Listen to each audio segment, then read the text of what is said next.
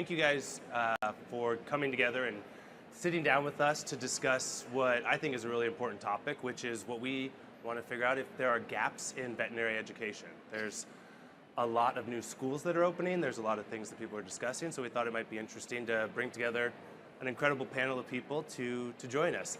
Before we get started though, I want to thank some of our sponsors. We've got 4 incredible sponsors. We've got PetVet365, which is, and 3 of our 4 sponsors are exhibiting here, so you'll see on the screen, you'll be able to see where their booths are. But we've got PetVet365, Instinct, Serenity.vet, as well as Olympic Vet.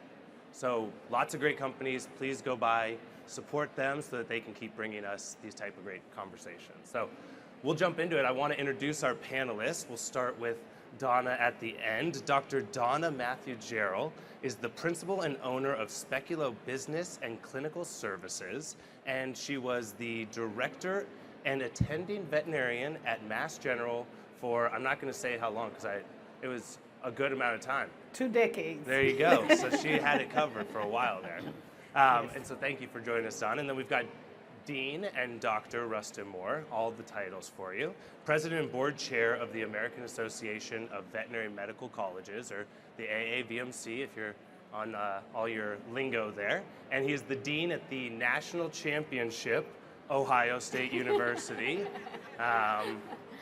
We still invited him, so, you know, what can you do? We've also got our student representatives, so thank you so much for coming. I know we all need to be here for business and everything, so students joining us is really special. I think it says a lot about the profession that you can join us. But Anjali, we practiced this. Anjali Patel is a DVM candidate for 2026 at Texas A&M College of Veterinary Medicine. And then finally, we've got Dr. Jen Locke. Jen is the veterinary professional relationship at PetVet365. So thank you to all our panelists. We'll jump right in, and we're going to have some time at the end for questions. So feel free to log them in your brain, and if we don't get to something you guys want, just ask. I'm going to kick it off, though. I'm going straight to the president here. You know, you got to take it to the top. So, Rustin, there's a bunch of new schools that are coming out. We're seeing, you know, dozens of new schools either planned or in process right now. Are you expecting to see new curriculum and new things happening at those universities, or are they sort of following the trends of what we've seen from previous colleges? It's a great question. I think probably every college of veterinary medicine that's existing or coming on board is probably either has already revamped their curriculum or is in the process of, and mapping that to the AAVMC's competency-based veterinary education framework. There's also a spectrum of care piece to that has been rolled out and will be integrated into that. So I think you know, most of the new schools will be distributed in nature, meaning during their clinical year they will be out in practices, both GP and specialty. Some of them may be partly hybrid, but I don't, you know, every college has its own curriculum. Right. But this framework, I think, is really bringing people together to make sure we're actually teaching and assessing competencies and not just filling people's head full of knowledge. So I think there'll be different versions of that. Okay. And there will be some part that will likely be distant education, which I think we're going to get to at some point. We are, but I'd love to jump into it right now, actually. I think distance education, the last panel that the Bird Bath put on was about the mid-level practitioner role, and a big heated portion of that was about the distance or the online learning portion of the veterinary professional associate degree.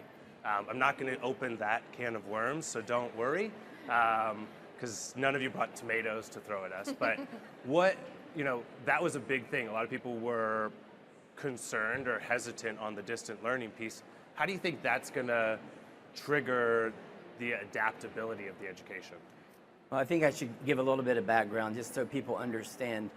Actually, the AVMA Council on Education was found by the Department of Education to not be compliant with at least the authority that they had at that time, which was they were not allowed to accredit any college of veterinary medicine with any distance education, which all you have to do is apply for that. And so they did, and they are now allowed to accredit colleges of veterinary medicine who have distance education components. How much distance education, that's still to be worked out.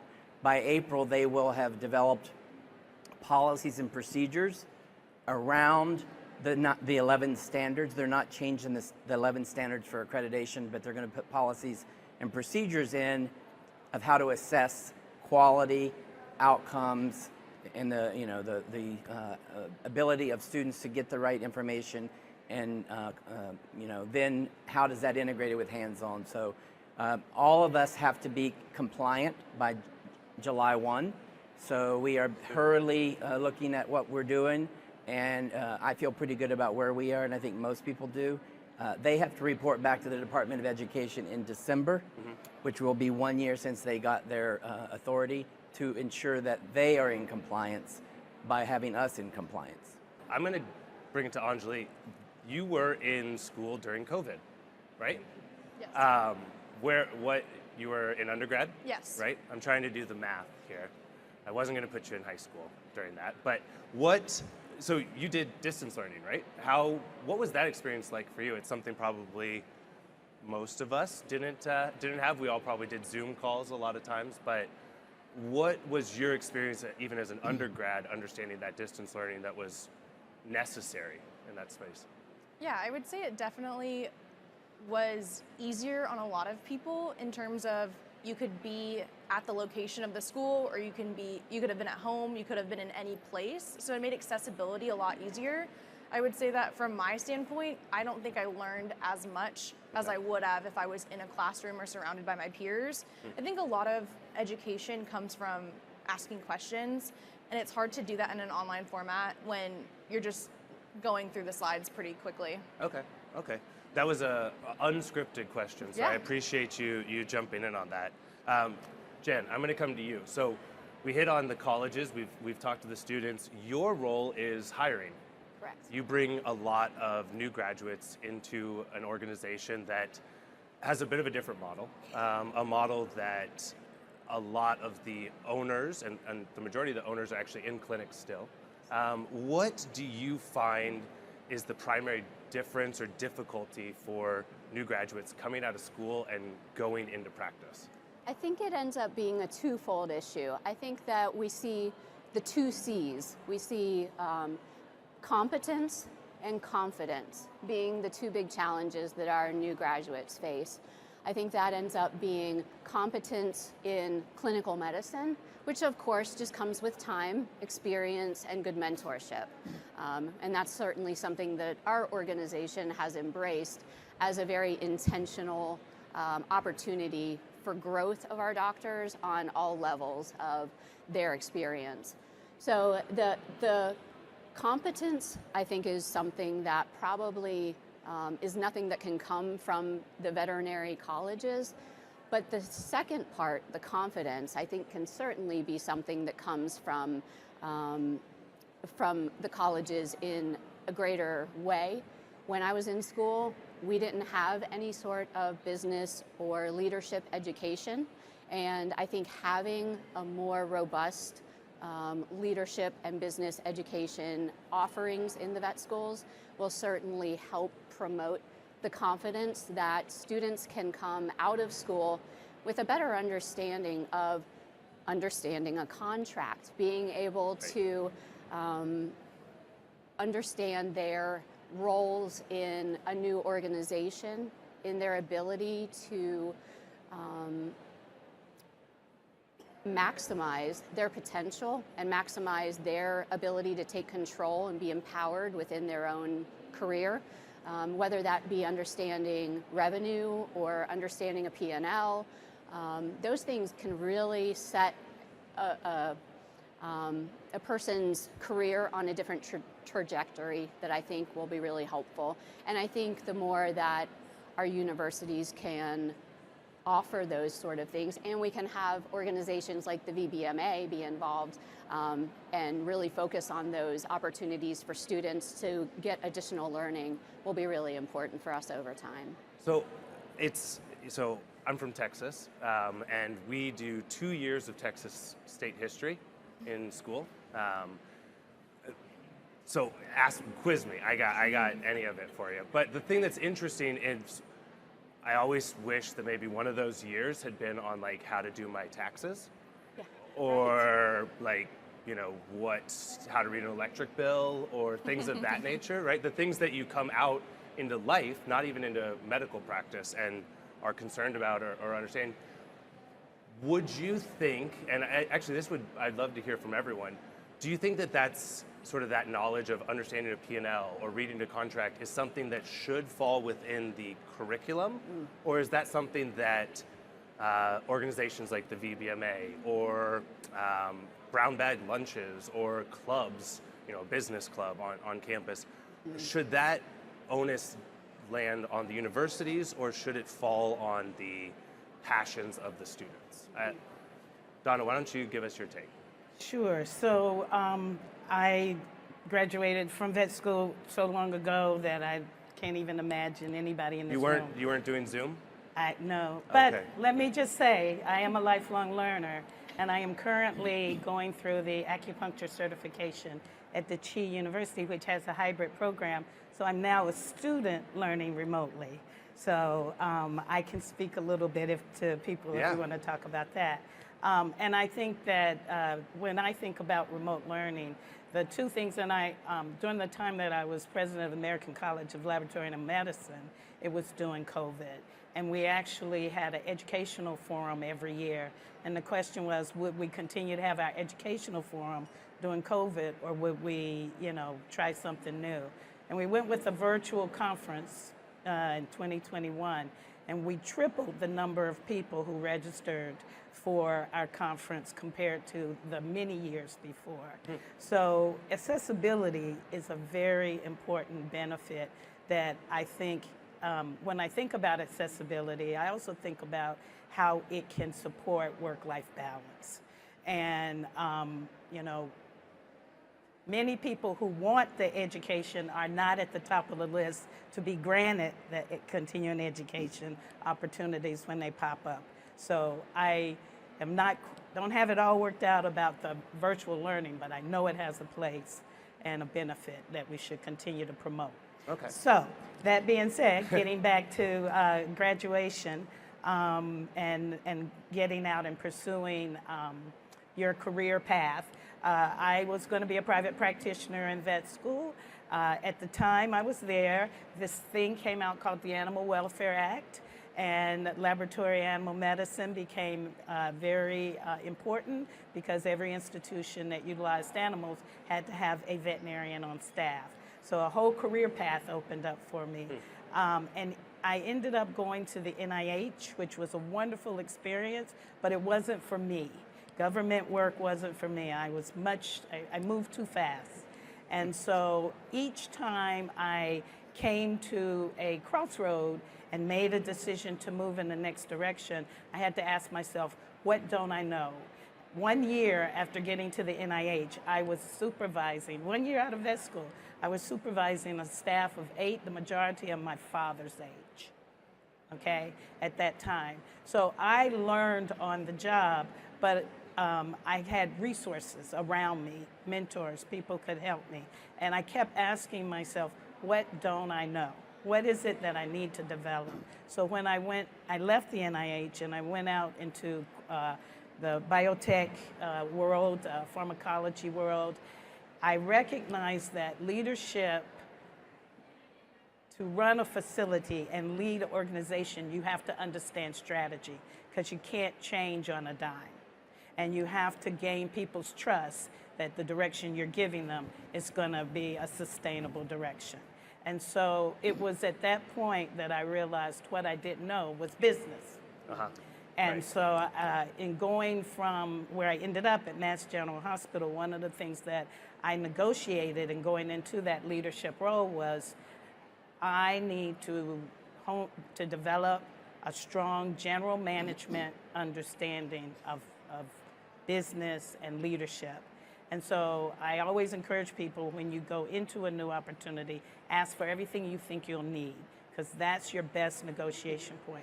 I was lucky enough to do an executive education program at Harvard Business School, and it was there where I recognized that everything, and everybody else had developed an expertise in something and then was put in charge of something that they didn't understand the business background as well. Whether you're an engineer, whether you're an MD, we all find ourselves being experts first and then having to expand.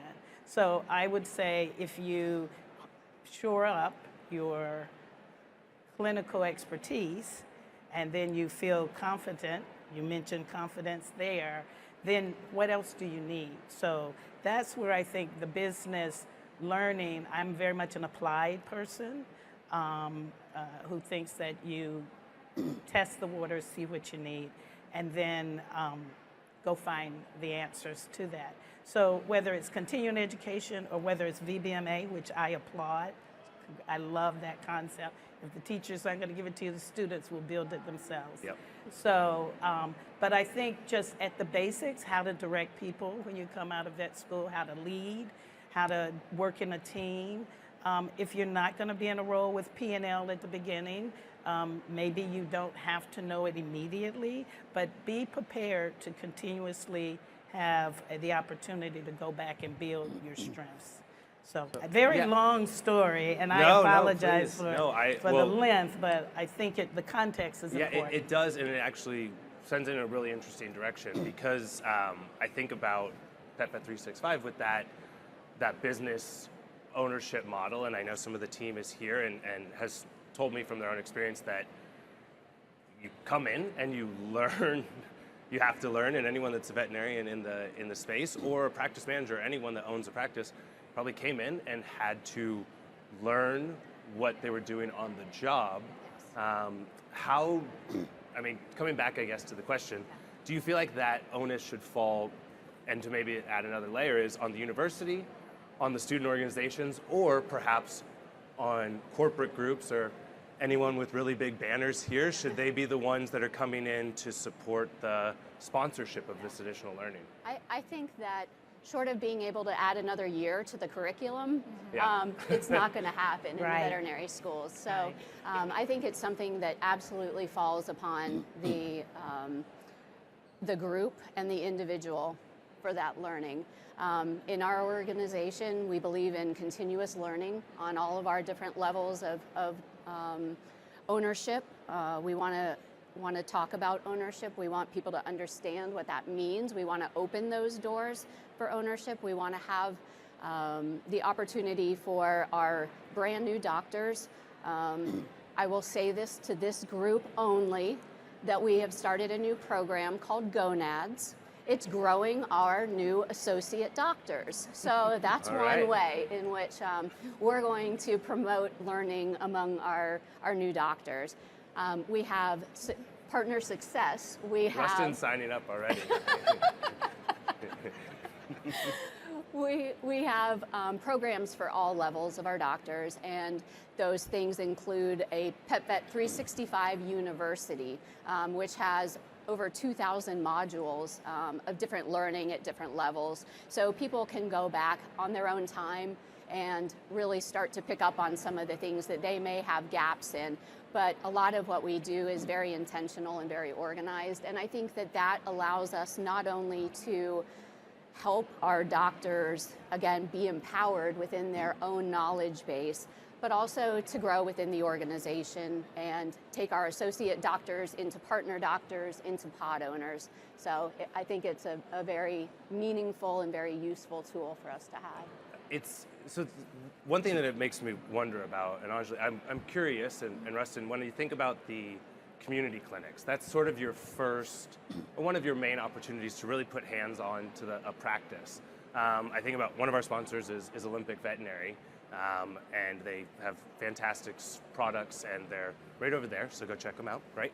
Give them a plug. But when you walk into the clinic, do you feel that you could, if we were to do the prices right on what's in that clinic, do you feel equipped to say, hey, this is a table and it costs this amount? Or would it be sort of a guessing game of trying to understand what the financial implications of asking for a new x-ray machine within the clinic are? Yeah, I'm not equipped at all.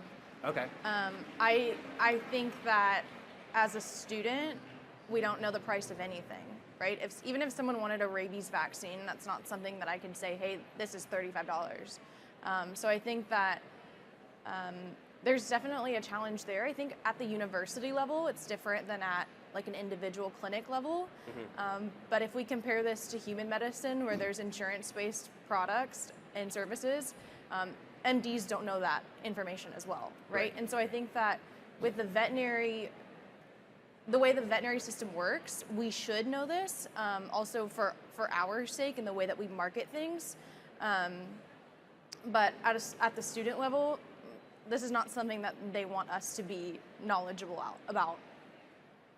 So I'm gonna hit on Rustin. Yeah, you were gonna say, because not wanting to be knowledgeable on something, I'll debate that, right? I think Sure. the universities want you to be knowledgeable about everything. Knowing a lot of the deans, I know they would love to cram as much knowledge into the brain as possible, and there's a balance of that. Just spitballing, like, would it make sense to have in those community clinics a little price tag sitting there, or a day where you walk through and you go, it cost us $7 million to outfit this location, and you wanted a new ultrasound machine? We're going to be getting you one, and I want you all to know that it's cost this, and we need to do X number of procedures over this period of time in order to recoup the overall cost. Is that something you feel like would be actionable or attainable? Absolutely. And I think going back, first of all, there's 4 years. We cannot teach everything and again, you have to be a lifelong learner. We have to give them the tools, and we do have to introduce them, and we do in the new curriculum. If you look at the 9 domains of the competency-based veterinary education, all of these things are mapped to actual competencies. So that's one thing. We do teach both for competence and confidence and day one career readiness.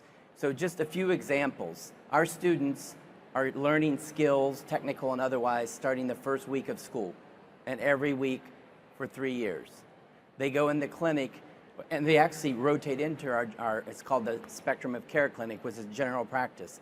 In first, second, and third year, they're learning things in the skills center, and then they're going in there and implementing, practicing, getting assessed on them. They sit with the client services representative, they sit with the practice manager, they sit with different people. In the 4th year, the 4th year student is the doctor. The doctor is in the room with the client. He or she is directing the healthcare team, the technician, the vet assistant. The faculty member is in an observation room looking in, never in there. The students have to know the prices, because it's a Spectrum of Care Clinic. We're trying to teach them how to meet the client and the patient where they are, whether it's socioeconomically or whatever, and they have to actually come up with an estimate. And if the client has $500, they can't do $5,000 worth of stuff. And so they are doing that. The 2 other things they do is they have business rounds while they're on that rotation. Awesome. And they are given an exercise to do is they have to decide what new piece of equipment do you want to add to this clinic. Then they have to go do a business plan. How much is it going to cost? How much are you going to have to charge? How many of you are going to have to do it? And is this even a viable option? So, even though they're only doing it once, they are getting that experience. And then the other thing I'll say is while they're on that rotation, it's either 1 or 2 days in the 2-week rotation, they have to see between 12 and 15 cases that day. Most of them come in and say, there's no way I can do this. But guess what? They all do it, and they build confidence. And so our whole goal with this new curriculum and immersion is we want them to be a more valued employee for the employers so they can jump in, and we want them to do as much practice in the clinic, not thinking they have to refer everything out. And so I would encourage all practitioners and all practice owners to actually look into what is being taught, because I think there's a bit of a gray box of not knowing, and not every school's doing the same thing. Right. But I think with this framework, everybody is moving toward that goal. So I think that's a really good point as well, because being able to have the students exposed to that type of thinking, even once or twice, is going to take away that I don't know what I don't know mentality, and at least get them thinking along those lines. So just like everything else, that they may only practice once or twice during their time in school and in clinics. Once they're out, that's something that they can use as a tool. So, and I might be asking Rustin, not Dean Moore or President Moore, this question, right? And so you can choose it where you think, saying that there is updates to the curriculum, do you feel that it's fair to say that there were gaps in the education, say 5 to 10 years ago? Well, I can say at Ohio State there were definitely gaps. That's why we Okay. created a new curriculum. And we spent our time very diligently and strategically doing that. There are still gaps. Like I asked our students the other day, how much do we teach you about the human-animal bond? Because that really impacts, if you do a client and patient-centric approach, which is what we should be doing, you need to understand the human-animal bond because you need to know where that client is coming from. We don't really teach it. Okay. And so there are always going to be gaps. That's why we're constantly reevaluating it. So our program is not perfect, but recognizing the gaps and then trying to figure out a way without adding it into, a whole course on it. You add it in during the communications course, or you add it in when they're in the clinic, and they're talking with a client. So, Donna, I was very happy to have you on the panel because I feel like you bring this incredible knowledge of continuous education and continuous learning and things like that. So do you feel that, if you were to take those pieces and those opportunities, where do you feel like are ways that new DVMs can actually continue their learning? You're doing executive coaching, you're doing executive education. How do you feel like that can implement for new DVMs? Yeah, well, we took, when I was at Mass General, we did have a residency, and we actually named our residency Laboratory Animal Medicine and Management, so it included both of those. And so whenever you're in an education situation, try to get a balance. Look for organizations that give you as comprehensive a view of the work and not so narrow, right? And so in those times, our residents spent time with our finance manager on a monthly basis going over budget. I'm very much a fully inclusive and empowered manager. You've heard me talk about servant leadership. My success is always based on the success of everyone who is in my organization. And so we actually shared our P&L with the whole department quarterly. So everyone in our department who had a decision to make, they bought an item, they were thinking about, okay, how is this item going to impact where we are financially as an organization? And we celebrated when we reached financial goals as an organization. We had, compensations and parties and things when we were successful. But that being said, I know that's a big organization that doesn't exist. Wherever you are considered a leader. Just because you have acquired the academic status that you had, people will look to you as a leader. And so I'm always thinking about what kind of culture I'm setting up, what kind of expectations, how am I helping those who are looking to me for guidance, for them to be successful.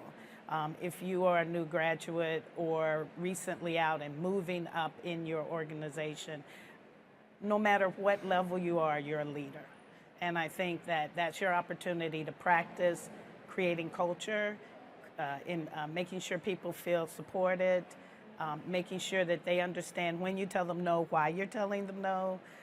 If it's a purchase that we can't do, show them everything, like you said, show them the numbers, show them the strategy, show them the priorities. People feel supported and they will build trust with you when you are transparent on what's going on. So Yeah, I think transparency is key, right? Transparency is key, and I coach a lot of emerging leaders and directors now, and I'm always promoting to them to answer the question you're going to be asked before you're asked. So what is it that you think people are going to want to know? And that's what you lead with in your conversation. So I think that kind of sets a process forward. Yeah, I'm going to shift gears a little bit, and Anjali, I'm going to ask you, were you sad when TikTok was down for a very short amount of time? Yes. Okay, I was too. It was a trying several hours, but we made it through. The average PIMS, or the largest legacy PIMS, are significantly older than you are. They're probably older than myself. They're older than every single student in school right now, and they're older than the majority of technicians in practice. How do we utilize technology and get the universities to begin to embrace new technology in clinic? So I recently sat down with my associate dean to talk about the exact same thing. And what she said is that she had been to a conference in Europe where they were talking about exactly that and utilizing AI technology to almost personalize the curriculum for each individual student. So for example, my class size is 180. I am really interested in business principles, and that's part of why I'm in the VBMA.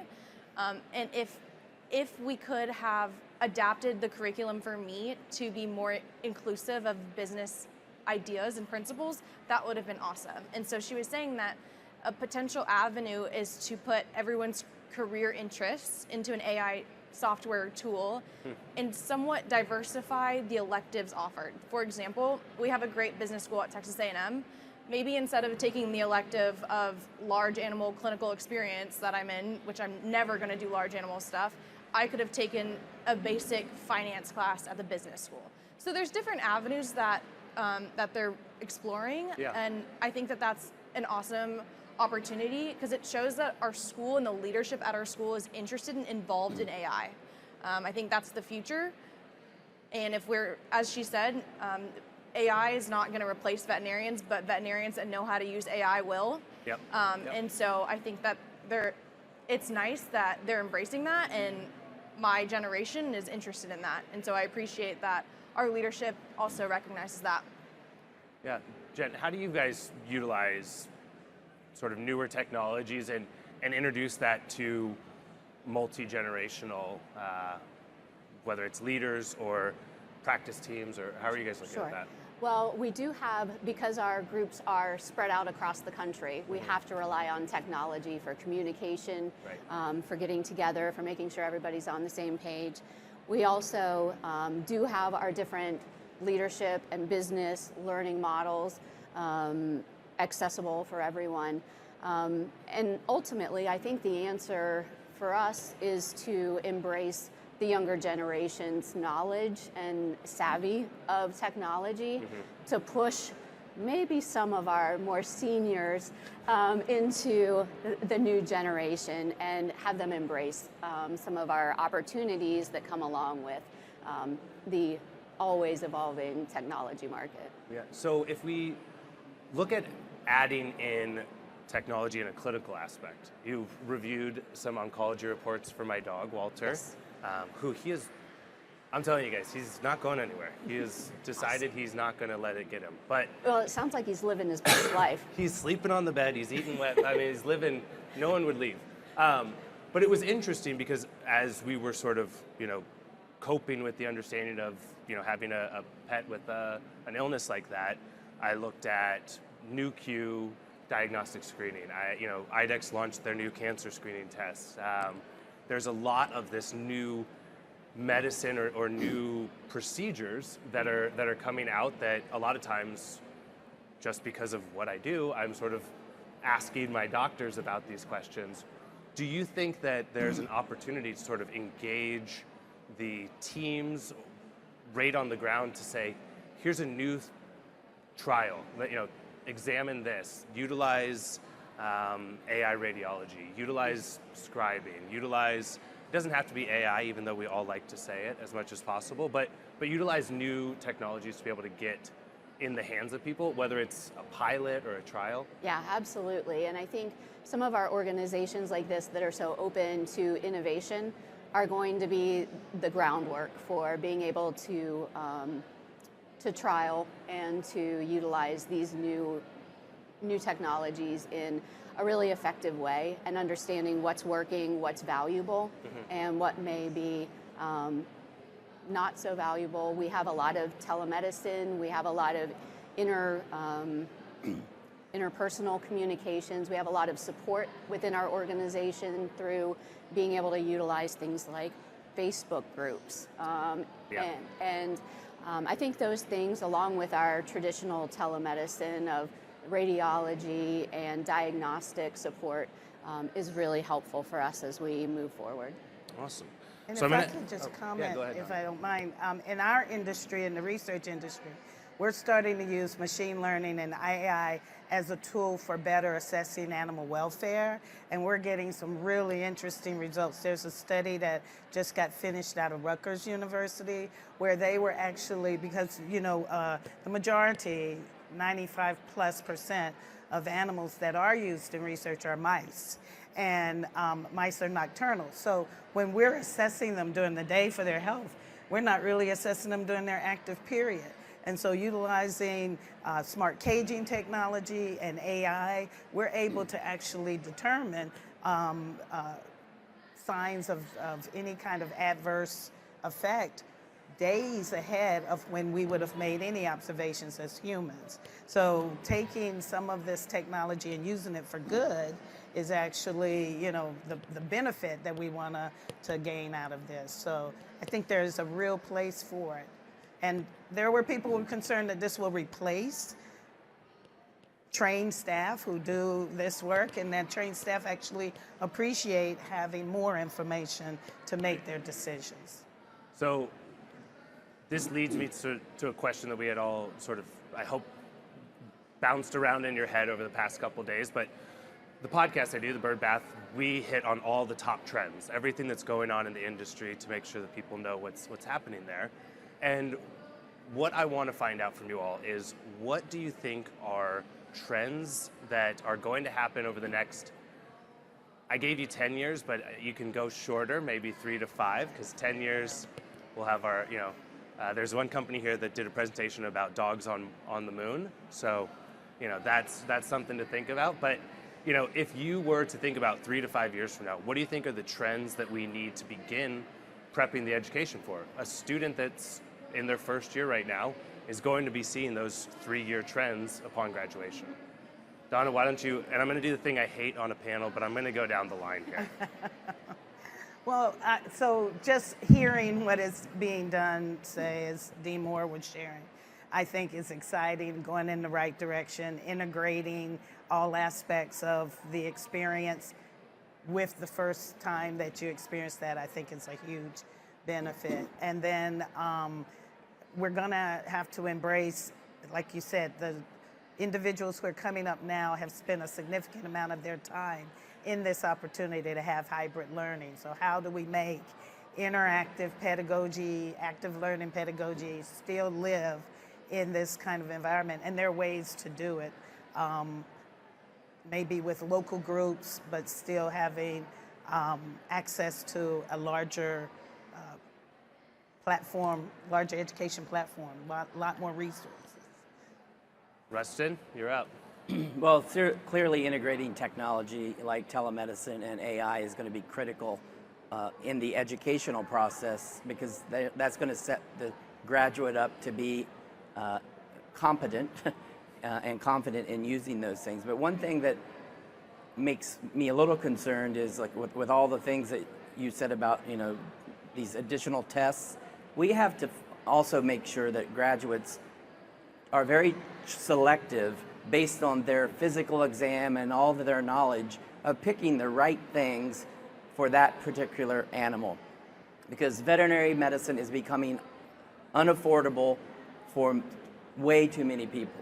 We're seeing fewer people bring fewer animals, yet the money is higher.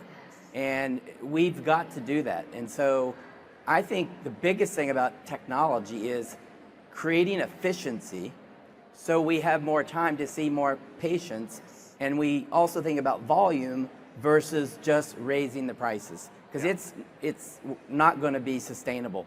We're going to be delivering care to a very elite group of people if we're not careful. So if I can maybe summarize a little bit of that, are you thinking a trend that we're going to see is the risk or the fear of a continuous increase in average check transaction and the overall cost of care if we through education, I know a lot of new grads, and no offense, but I know some people will say, oh, new grads are sending so many things to a specialist, right? A lot of them feel, well, this steps outside of my bounds of what I can do. I'm sending it to a specialist, which can be expensive, right? Is that something that you feel the understanding of education and the confidence perhaps could be something that would help with that? Well, in our program, which is competency-based and a focus on spectrum of care, Yeah. it is designed exactly to keep cases in the primary care hospital, unless the client wants it and has the skills to do it. But we have to offer them something that's affordable and that we're not losing. We have to also be profitable. So let me just state that. Yeah. You have to be profitable, meet the client where they are. I see the technology as creating efficiencies. Think about all of you when you were in school doing soaps. Now, you need to know how to do a soap, but you don't need to soap all of your cases throughout your whole fourth year, okay? Because when you get out, you're not going to be doing that anyway. You're going to be documenting information, but not in that extensive process. I'm a lumper, not a splitter when it comes to soaps. So if we teach students while they're in vet school how to soap a case, but then in the clinic, we're using AI when we're asking the history, when we're verbalizing our findings in the exam room to the client, when we're talking about treatment options and costs, and that gets captured, you don't have to then go in and type all that stuff in. Right. So to me, that's where efficiency is going to help serve more people and remain profitable. Wonderful. Honestly, what are you thinking? I exactly want to echo what you said. I actually discussed this with one of because I'm about to start clinicals here in a little bit, and on externships, I've used AI scribes, and I think they're fantastic. I don't want to sit there and write page-long soaps like we're taught in school, and that's not necessary for most patients, right? Especially in general practice facilities. I'm sure that at the university level, it's very different. We're getting much more complicated cases most of the time. But I think it's really cool that they're willing to utilize AI scribes in the hospitals, and they're willing to teach it to students that are interested. I know that they're already working on getting some of the attendings that are there to be proficient in it so that it's easier to transition.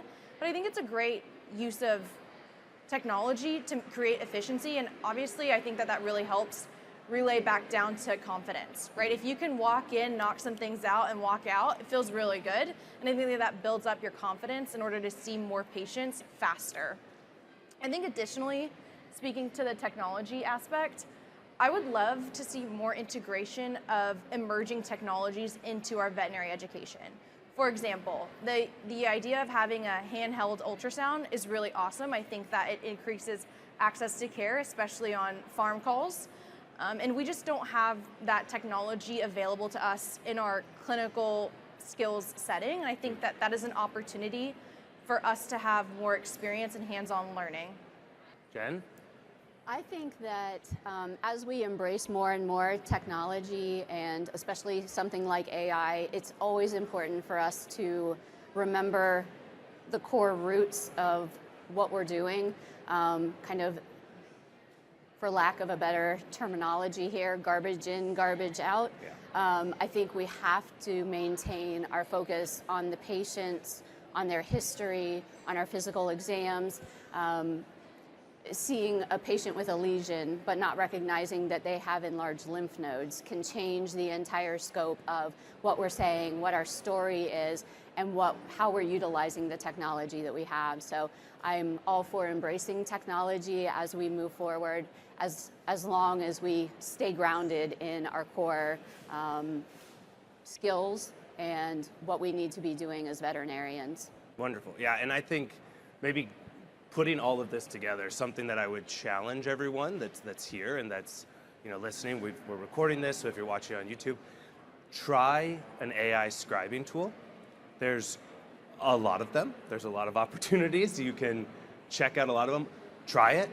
Take it back to your clinic. Try it. Do it. I was in a PTA-ish type meeting, and there was a bunch of us there, and I was like, you know what? I'm just going to do a quick scribe on this and just send us out the notes of the meeting afterwards. And They looked at me like I had 5 heads, but it was great because one of the other parents was there taking us. I was like, I got this, don't worry. My phone's in the middle of the table. We knocked it out and everyone had a concise thing. So I think try them, try the technology, explore it, and really see what we have there.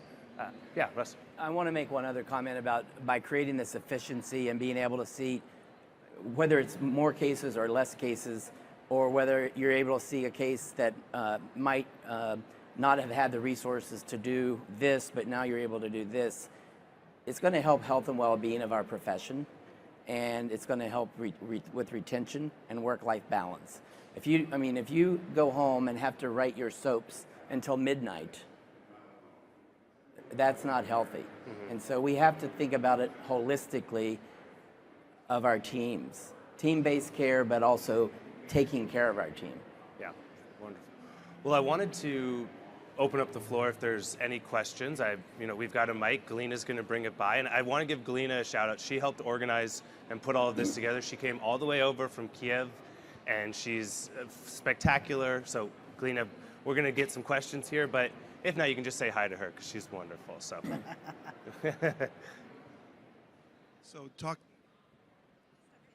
Hello. Okay. Yep. Talking about the education and what we have to learn in 4 years, 90% of us are not going to do large animal medicine. And I think just the time that, I won't say waste, but if we were to have something special for large animal medicine, for instance, cattle, I think that should be free for the students that want to learn to be, work on large animal. And let them do that, so you can spend time teaching things that are going to be more that the majority of us are going to use. Because I don't think that, how many of these people are actually going to ever touch a cow once they've gotten out of vet school? I just think that's something that's basically a waste of our time in terms of education. it's a very fair question, and I'm going to toss to the panel here as well. I would say, Yeah, go ahead, Russ. I would say there's probably 2 or 3 things about that. One is licensure and NAVLE, and unless and until those things, and I'm not saying I'm not trying to be argumentative, but the schools won't be able to do any of that unless governing bodies, that would be ICVA for the NAVLE, that would be the licensing boards at the states. He was offering it as the idea was to look at the large animal as a specialty. Can I, go ahead, were you finished? I'm sorry, go ahead. Yeah, go ahead. No, I'm sorry. But I just want to make a comment. When I was in vet school, I decided halfway through that I was going to go into laboratory animal medicine. And so, swine and poultry and all of that, I kind of paid attention just enough to get through the class.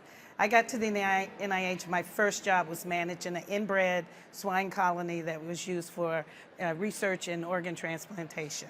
And I was grateful for the opportunity. So I know that maybe I didn't need to know everything about it, or maybe there was a certain level, but I would have not been able to have been successful in that job without having some level of a general exposure. It is an interesting idea, though, as you were talking about the cost of those courses. There's a very large grant from Department of Agriculture, I think. I might be getting it wrong, but with the AVMA, in order to incentivize more rural DVMs working on large animals.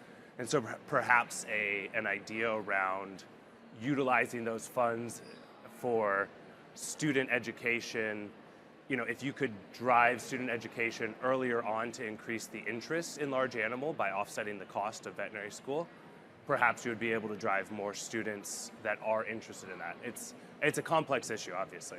2 more things too is, in many communities, the veterinarian is probably the most well-rounded from a human and animal health care perspective. They're often volunteer health commissioners or other things like that.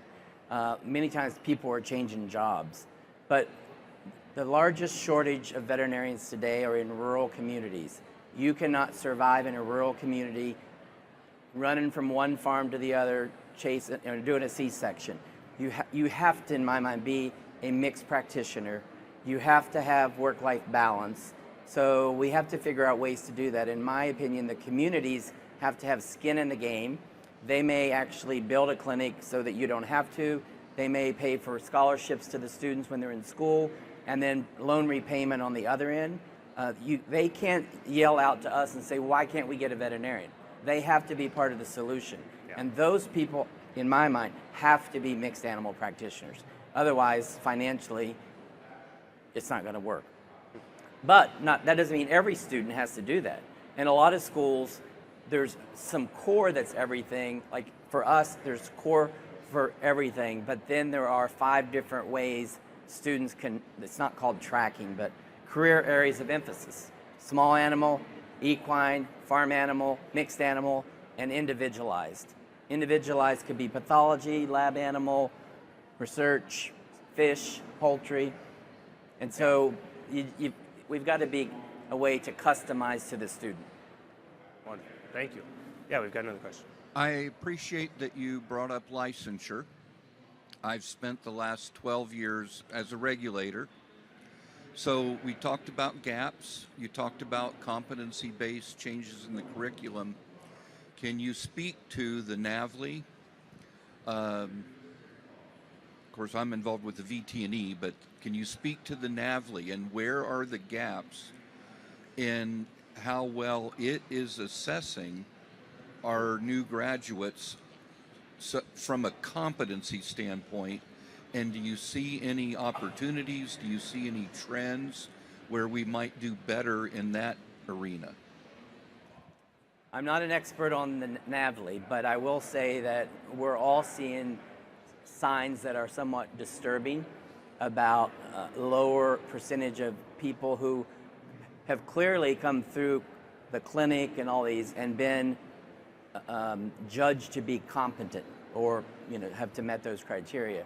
And so I know of people who I'm like, some people just don't take tests well, that kind of test. That kind of test is a lot like the GRE where you have to know everything. And is that really measuring what we need? Some professions have alternate ways to become licensed, law and a few others. And we also have a greater and greater number of veterinary students who their first language is Spanish, but yet we require them to take this test in English. Well, now, what if I had to take the test in Spanish? I couldn't even take it in English and pass, but I'm glad you said that, so I didn't have to. So I hope that we get to where you can take it in Spanish. Actually, you can take it in French, because Montreal, that's the official language, and they're one of the AVMA accredited schools. Well, with Ana Mendez in Puerto Rico, I think their primary language is Spanish, right? So I hope we move in that direction. And what I hear is, well, it's really expensive to do that. And I'm like, well, that's not the answer. It's too expensive to convert that exam into Spanish. There are way more Spanish-speaking people than there are French-speaking people. So that is a gap in my mind, a couple of them. They will say it's a highly validated test, and I believe that. But is it validated to assess day one readiness to go into a veterinary practice? I'm not saying no, but I have my doubts. Yeah, personally speaking, I had 3 questions about peacocks on my NAVLE. So did I really need to know that much about peacocks coming out of vet school? I think there were maybe some other things that could have been prioritized a little bit more. Yeah. You've just taken it, or you're getting ready to take it, yeah, so. I just took the practice NAVLE, the VEA, and I could say that our education is, a lot of it is meant so that you will pass the NAVLE, right? I go to a school where the percentage is very high, and I feel very fortunate to be in that boat of passing, like first-time NAVLE passing rate. But I think that in other ways I'm lacking some information, and so I've had to reach to other avenues to get that information. And some schools actually teach to the NAVLE. Yes. At Ohio State, we do not teach to the NAVLE. We teach the competencies. And that's where there is a divide, I believe. in what the NAVLE is actually assessing. I think we have time for one more question, so we'll, yeah. Can you speak to, we have so many schools that are coming up, right? So we're going to have so many more students. Can you speak to where the academic professors are going to be coming from? Because I worry, because, you know, speaking of large animal, and a lot of people don't do large animal because they don't make as much as the GPs, the academics don't make as much as the GPs. So I worry from the standpoint of, are they going to be as prepared to come out if we don't have enough professors? So, Well, could I jump on that? Sure. So I actually had been talking with some of the new universities about that, and I think the distance learning is actually a really interesting opportunity, and perhaps, Rustin, you can hit on this as well as everyone else, but there's an interesting opportunity so I do consulting for work. I don't go to 6 different offices every single day.